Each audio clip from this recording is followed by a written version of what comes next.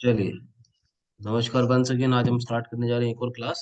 अब हम समझने जा रहे हैं कि आज के पंच महापुरुष योग जिन्हें बोलते हैं वो कौन कौन से होते हैं and how does it matter, मतलब उनका क्या रेलिवेंस है, किस तरह से वो काम करते हैं और उसको में और वो कैसे इंसान को जो है एक लेवल अलग जो है उसकी प्रोजेक्शन देते हैं लाइफ के अंदर अगर वो उसकी हॉरोस्कोप में अगर बाय द वे दिख रहे होते हैं। ठीक है ना। With this note I am sharing my screen और इसके बाद हम फर्दर आगे गो हेड करेंगे। अब जैसे कि ये एक हॉरोस्कोप आप देख पा रहे हो यहाँ पे। ठीक है। ये हॉरोस्कोप आप यहाँ पे देखिए। ठीक है। इस हॉरोस्कोप के अंदर जो बेसिकली हाउसेस नम अगर आप देखोगे, जैसे कि ये हाउस हो गया फर्स्ट हाउस यहाँ पे। ठीक है। First house. ठीक है। देन आपका fourth house. Okay. Seventh house और टेंथ हाउस। ठीक है। तो ये जो चारों हाउसेज हैं ये क्या कहलाएंगे? ये कहलाएंगे केंद्रास। ठीक है।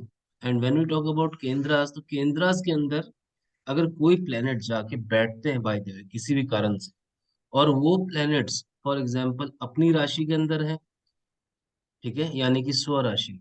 जैसे कि मान लीजिए फॉर एग्जांपल यहाँ पर अभी जुपिटर बैठा हुआ है। अगर ये जुपिटर यहाँ पर 9 नंबर राशि में होता है या 12 नंबर में होता है, यहाँ पे 2 नंबर की जगह मान लीजिए यहाँ पर होता 9 नंबर, तो उस केस में क्या होता? ठीक है ना। तो उस हिसाब से अगर देखेंगे तो ये अपनी राशि में होता। Are you getting hmm. My point? तो अपनी राशि में जब ये होता है तो इसका मतलब क्या हुआ कि ये स्व राशि है। और या फिर ये यहाँ पर मान लो यहाँ पे 4 नंबर लिखा होता 2 नंबर की जगह पे, हम्म। तो ये उच्च का होता है। तो दो हम्म। सिचुएशंस हैं, या तो उच्च का होगा या अपनी राशि के अंदर होगा। ठीक है। तो इस तरह से 5 प्लैनेट्स हैं। ठीक है ना। इन पांचों प्लैनेट्स को आपको समझना पड़ेगा कि ये पांचों प्लैनेट्स जो है किस तरह से, मतलब ये पंच महापुरुष योग बनाएंगे। तो अभी सबसे पहले आप नोट करो कि सबसे पहले इसमें आएगा इस सीरीज के अंदर कि जब अगर मंगल इस तरह से बैठा हो, मंगल अगर मान लीजिए केंद्र में बैठा है, और इसके अलावा मंगल जो है फॉर एग्जाम्पल केंद्र में बैठ के ही, केंद्र मतलब ये जो चारों जो घर चारों। आपको दिख रहे हैं ना, इनको हम बोलते हैं हमारा केंद्र। ठीक है ना। तो केंद्र में जब बैठेगा और अपनी राशि में, मान लीजिए मंगल अभी इस राशि में बैठा होता 8 नंबर राशि में, तो ये एक तरह से एक योग फॉर्म करता है, उसका नाम होता है रोचक योग। रोचक रोचक योग। ठीक है। तो रोचक योग आप लिख लो, ये पहला पंच महापुरुष योग है। सब सेकंड नंबर पे इसी तरह से मान लीजिए सपोज कीजिए मार्स की जगह पे बुध होता है। ठीक है। इन चारों घरों के अंदर तो बुध होता तो क्या करता? बुध जो होता बेसिकली उच्च का होता, या तो छठी राशि में होता, या मान लीजिए किसी भी हाउस में छठी राशि होती। ठीक है ना। और या फिर वो अपनी राशि में बैठा होता, 3 या 6 राशि में बैठा होता। ठीक है ना। तो that way we have to understand कि अगर बुध ऐसे चारों खानों में कहीं बैठा हुआ है, ठीक है, तो उस केस में क्या होगा कि वो एक योग बनाएगा, उसको बोलेंगे भद्रा योग। नोट कर लीजिए, भद्रा योग। ठीक है। अब यही इसी सिचुएशन में जब मंगल हो गया, बुध हो गया, जब शुक्र बैठा हो तो शुक्र बनाएगा मालव्य योग। और इसी तरह से फॉर एग्जाम्पल अगर शनि बैठा होगा, तो शनि जो है वो बना देगा आपका क्या नाम है ये, शश योग। शश योग नोट कर लीजिए। ठीक है। शनि हो गया, शुक्र हो गया, बुध हो गया, और कौन सा रह गया? और गुरु। गुरु जुपिटर, जुपिटर बनाएगा हंस योग। ठीक है। Very important, very excellent yoga. तो ये पंच महापुरुष योग होते हैं। वैसे तो वैदिक एस्ट्रोलॉजी में योगास की कोई कमी नहीं है, लाखों में योग है। ठीक है। मगर जो 7 8 10 योग जो जनरली व्यवहार में आपको दिखते हैं नॉर्मल, ठीक है, उनमें से पंच महापुरुष वाले एक तो योग होते हैं। मतलब ये नॉर्मल तो नहीं दिखते, मतलब जनरली, बट हाँ अच्छी कुंडलियों में होते हैं। और इसके अलावा जो है योगास अगर आप देखोगे तो केंद्र और त्रिकोण का जो कॉम्बिनेशन से योगास बनते हैं वो पॉजिटिव, सारे सारे सारे योग पॉजिटिव होते हैं। बुध आदित्य योग आपको एक बताया गया है, जब सूर्य बुध इकट्ठे होते हैं, अच्छे सेंस में, अच्छे एनवायरनमेंट में बैठे हैं, पॉजिटिव राशियों में बैठे हैं, दोनों में से एक उच्च का है या स्व राशियों में बैठे हैं, तो बेहतरीन तरीके से ये बनाता है बुध बुध आदित्य योग। ठीक है ना।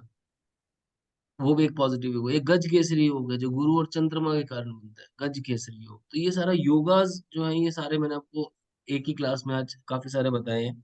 मगर आपको योगास का कॉम्बिनेशन देखो, ये बहुत डायनेमिक सब्जेक्ट है। मान लो मैं फॉर एग्जांपल रैंडमली इसी कुंडली की बात करता हूँ। अब यहाँ पर गुरु मतलब लग्नेश, यानी कि 8 नंबर, ये 8 नंबर आप देख रहे हैं यहाँ पे। ठीक है ना। This is 8 number. ठीक है। अगर आप इस 8 नंबर को देखोगे फॉर एग्जाम्पल, तो इस 8 नंबर को आप देखो यहाँ से, इसका रिलेशनशिप जब बनेगा किसके साथ, ये अब डायनेमिक सी बात है। मैं इसमें यहाँ पर क्या है, 5 नंबर, यहाँ पे क्या है, 9 नंबर। ठीक है ना, जब 5वें और 9वें घर के साथ रिलेशनशिप डेवलप हो रहा है, समझ रहे हो आप मेरी बात को, तो क्या हो रहा है, 5वें और 9वें घर के साथ डेवलप होने से रिलेशनशिप, ये लक्ष्मी नारायण योग को फॉर्म करता है। ये हर एक कुंडली में बनता है। ठीक है, बात क्लियर हुई। मतलब ये 8वां नंबर तो आपका मैंने बोला, आप कंसेप्ट को समझो। मैंने बोला लग्नेश का संबंध, हाँ, लग्नेश चाहे लग्नेश। कोई भी हो, लग्नेश चाहे कोई भी हो, हम्म। लग्नेश का संबंध जब जाकर बनेगा पंचमेश के साथ, ये अ- पंचमेश है, और वो पंचमेश कोई भी हो, किसी भी कुंडली में हो। अच्छा। इसी तरह से लग्नेश का कॉम्बिनेशन जब बनता है 9वें के साथ, हम्म। ठीक है ना, ये त्रिकोण बनते हैं। त्रिकोण में ये 3 हाउस आ जाते हैं, पहला, पांचवा, नौवा। जब इनका हम्म। संबंध बन रहा हो तो वो बहुत पॉजिटिव योग बनाता है। ठीक है ना, क्लैरिटी मिली। हम्म। तो इनको लक्ष्मी नारायण योगा भी बोल देते हैं, इसको केंद्र त्रिकोण योग भी बोल देते हैं। ठीक है ना, केंद्र त्रिकोण योग, लक्ष्मी नारायण योग बोल देते हैं। इसके अलावा एक तरह के और योगा फॉर्म होते हैं। ठीक है ना, ये मैं आपको पूरा योगा ही बता रहा हूँ आज। ठीक है, तो ये मेरी तरफ से जो योगास वाला ये आज आपको गिफ्ट है। आपने अच्छा काम किया रजनी जी कुंडली में, इस कारण से। ठीक है, थैंक यू। तो अभी यहाँ पे चलते हैं। अब देखो क्या होता है कि आप, अब इसको तो भूल जाओ। अब पकड़ो आप 6, 8, 12 को, मान लो यहाँ पे ये वाला जो हाउस है। ठीक है, this one, then this one. 8, हाँ। ठीक है, तो ये 6 और 8 हो गए। हम्म। देन फर्दर जाएंगे तो ये वाला 12। राइट है। ठीक है, तो ये है 6, 8, 12। हम्म। 6, 8, 12 का जब आपस में कनेक्शन हो, मतलब 6, 8, 12 के जो लॉर्ड्स होते हैं किसी भी कुंडली में, जब वो एक दूसरे के घर में बैठे होते हैं और एक दूसरे से उनके रिलेशनशिप्स अच्छे हो रहे हैं। अब देखो, रिलेशनशिप अच्छे हो रहे होते हैं जब मैं बात बोल रहा हूँ, इसका मतलब पता है क्या है? इसका मतलब सीधा सीधा ये बोलना चाह रहा हूँ मैं, कि भाई वो पॉजिटिव एनवायरनमेंट में होने चाहिए। उनमें से कोई एक आधा हो सकता है उच्च का हो, दैट काइंड ऑफ थिंग। ठीक है ना, तो इस तरह से हमारे को समझना है। ठीक है, तो कहने का मतलब ये है कि 6, 8, 12 का रिलेशनशिप या आपस में एक्सचेंज हो रहा हो, छठे का लॉर्ड 8वें में, 8वें का लॉर्ड 12वें में, 12वें का लॉर्ड छठे में, ऐसी चीजें हो रही हो जब, तो that gives a very good impact on the horoscope. वो उसको विपरीत राजयोग बनते हैं। और विपरीत राजयोग का एक्चुअल मीनिंग यही होता है कि पहले ऐसा आदमी स्ट्रगल करता है, किसी भी तरह का विपरीत राजयोग हो, ठीक है, या फिर कैंसिलेशन योगा हो, ठीक है ना, तो आदमी पहले स्ट्रगल करता है, उसके बाद जो उसको अच्छे रिजल्ट्स बाद में मिल जाते हैं। ठीक है, तो ये बेसिकली जो कह लो कि विपरीत राजयोग के मतलब रिजल्ट देने का एक तरीका है अपने आप। ठीक है ना, आपको क्लैरिटी मिल रही है ना बिल्कुल यहाँ तक? आप बताओ, कुछ पूछना है तो। यहाँ तक की बातें क्लियर हुई? ये समझ में आ गया सर। ठीक है ना, हम्म। तो ये आज योगास थे, इतने योगास आपको मैंने बताए हैं। विपरीत राजयोग आपको समझाया है मैंने आपको। बाकी देखो, राजयोग कई तरह के होते हैं। जैसे जैमिनी सूत्रम के अंदर जाओगे तो केवल 12 प्रकार के राजयोग उसमें मतलब बताए गए हैं। ठीक है ना, वो एक अलग चीज है। वो जैमिनी तो ऋषि अलग है। ठीक है ना, हाँ, हालांकि लिनेज सेम है, पराशर की लिनेज ही यही है वो ऋषि। ठीक है, तो वो जैमिनी ऋषि का काम है। ठीक है, तो वो जैमिनी सूत्रम होता है, वो पूरा का पूरा एक अलग से ग्रंथ है। ठीक है ना, और इसी तरह से कृष्णामूर्ति पद्धति वो अलग एक ग्रंथ है। और Vedic astrology at the core, it's very dynamic, you know, principle oriented ग्रंथ। अगर इसको हम हमारी वो, आप कह लो कि हमारी क्षमता नहीं है कि हम उसको इतने आसानी से समझ पाए। ठीक है ना, बट बहुत डीप जो है ये साइंस है। और सामुद्रिक शास्त्र जो होती है सारी, पामिस्ट्री, और आपका जो हेड और रीडिंग, जो माथे को पढ़ना, रीडिंग करना, बॉडी के अलग अलग बॉडी पार्ट्स को देखकर आदमी की पर्सनैलिटी से बात कर लेना, मतलब रीडिंग ओवरऑल पूरा जो लिंग्विस्टिक जो आयाम होता है, लैंग्वेज का जो आयाम होता है, वो इससे देखा जाता है। ठीक है जी, और बताओ रीना जी, अभी तक की सारी बातें क्लियर हुई हैं? हाँ, सब क्लियर। पर सर जैसे ये सब जो योग बनते हैं तो ये इनिशियली सबको स्ट्रगल कराते फिर बाद में इसका इम्पैक्ट। सिर्फ विपरीत राजयोग, ओनली विपरीत राजयोगा। ओनली विपरीत राजयोगा की जो बात करी है मैंने, जो लास्ट वाला बताया है कंसेप्ट, जिसमें 6, 8 एंड 12th हाउस के जब कॉम्बिनेशंस आपस में एक दूसरे के घर में बैठ जाते हैं, ठीक है ना, या उनके रिलेशनशिप डेवलप हो रहे होते हैं, तो वो कभी कभी अच्छे रिजल्ट्स देते हैं। ठीक है, विपरीत राजयोग। क्योंकि देखो एक सिंपल सी बात है, लोहा लोहे को काटता है। छठा आठवां बारहवां तीनों लगभग उन वो तीनों एक जैसे ही उनका नेचर है, ठीक है ना। तो जब वो एक दूसरे से एक्सचेंज करते हैं तो कुंडली के अंदर नुकसान होना कम हो जाता है। अदरवाइज जब वो फ्री होते हैं एक दूसरे से, तो नुकसान बहुत कर रहे होते हैं। ठीक है ना। When they are involve in themselves only, तो वो ज्यादा अच्छा हो जाता है। Getting my point. Hmm.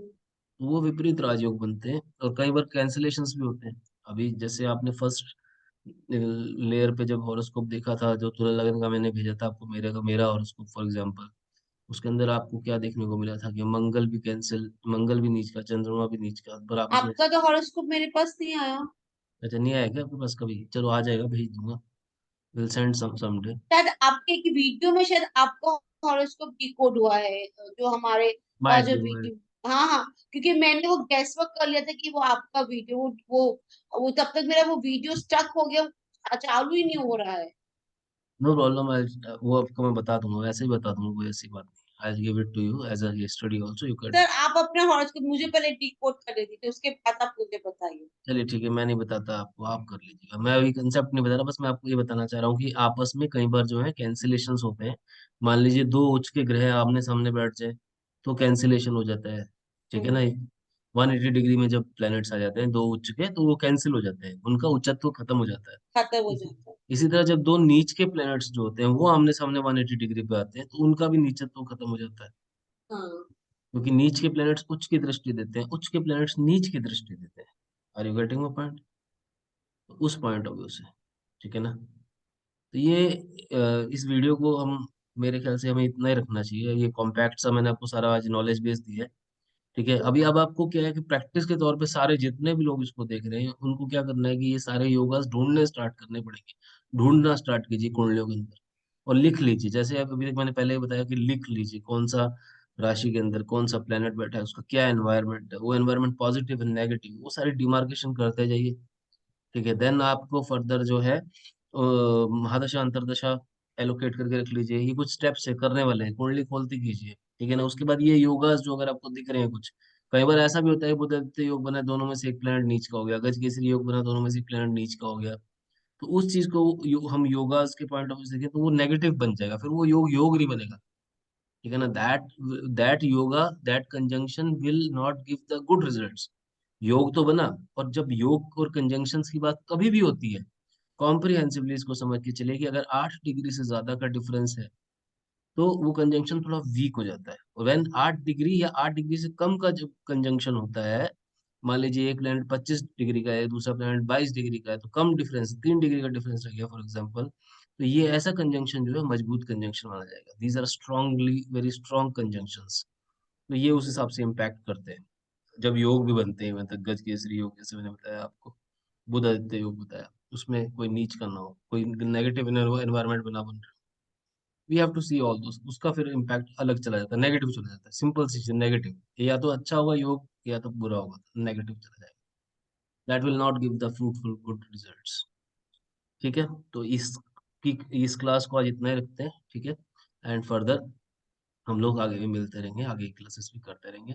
And keep watching us. Thanks a lot. Thank you very much. नमस्कार टू एवरीवन।